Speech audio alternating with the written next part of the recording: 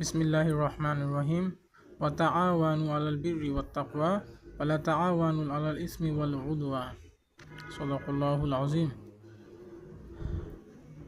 আল্লাহ আজ্জা ওয়া জাল্লা এই আয়াতের মাধ্যমে সকল মানব জাতির জন্য নিদর্শন রেখেছেন।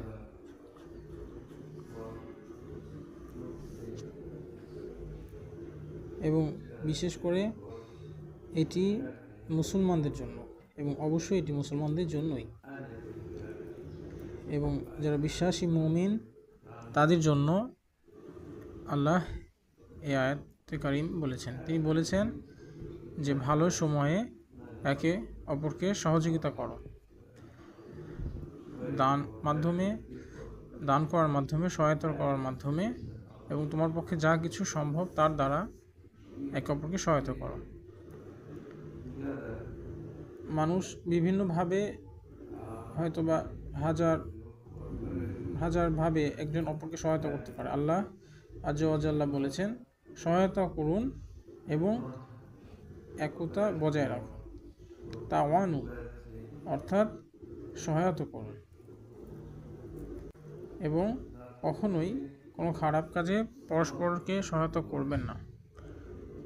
কোনোভাবেই খারাপ কাজে সহায়তা করা যাবে না।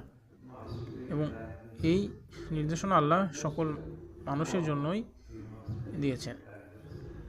সকল মানুষের জন্যই আল্লাহর নির্দেশনা এমনটি, কিন্তু বিশেষ করে একজন মুসলিমের জন্য এটি হওয়া আরও বেশি জরুরি। সে মানুষকে নসিহত করবেন, উপদেশ দিবেন, মানুষকে সহায়তা করবেন। কারণ অনেক মানুষ রয়েছে, তারা মনে করে তারা অনেক ভালো কাজ করছে, কিন্তু তারা যা করছে তা ভুল কাজ। সুতরাং এর জন্য তাদের আল্লাহর সহায়তা প্রার্থনা করা উচিত, এবং তা নিজেকে প্রশ্ন করা উচিত, আমার দ্বারা কি ভালো কাজ হচ্ছে না আমার দ্বারা খারাপ কাজ হচ্ছে। আমি ভাবছি হয়তোবা আমার দ্বারা সবচেয়ে ভালো কাজ হচ্ছে, এবং এটি আমার নিজস্ব ব্যক্তি অনুযায়ী আমি চিন্তা করছি।